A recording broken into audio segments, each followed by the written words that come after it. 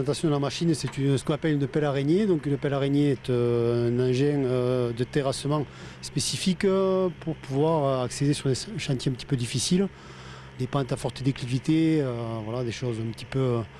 Quand on est dans les lapias, dans des zones où il y a pas mal de pierres, où on a du mal à tenir avec une pelle conventionnelle, une pelle classique avec des chenilles métal ou caoutchouc.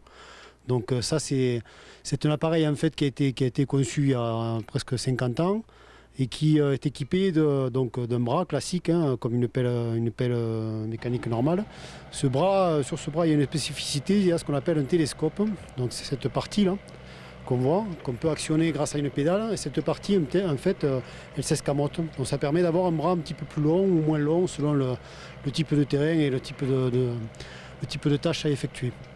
Il y a juste 2 roues derrière qui sont des roues de tracteurs forestiers qui sont en permanence chaînées pour avoir une adhérence maximale. Et devant, vous avez ce qu'on appelle des bêches, donc ce sont des bras, qui sont des bras télescopiques aussi, avec à l'extrémité ce qu'on appelle des bêches. Donc en fait, c'est 2 parties métalliques, 2 plaques métalliques assez épaisses, avec des dents qui permettent de se maintenir sur le terrain. Par rapport au choix du terrain, par rapport à la morphologie du terrain, on va pouvoir adapter et les 2 roues avec leurs bras et les 2 bras de devant avec leurs bêches.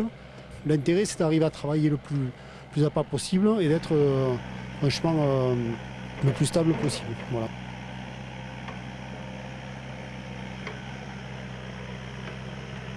Conduire ce genre de choses, avoir une certaine expérience au niveau des pelles mécaniques classiques, avoir déjà dépassé ce stade-là pour pouvoir après prétendre à pouvoir se placer dans des terrains un petit peu difficiles et être en capacité de gérer le reste, c'est-à-dire tout ce qui est déjà beaucoup plus spécifique à la machine, c'est-à-dire le positionnement des bras et des roues, ainsi que le bras télescopique.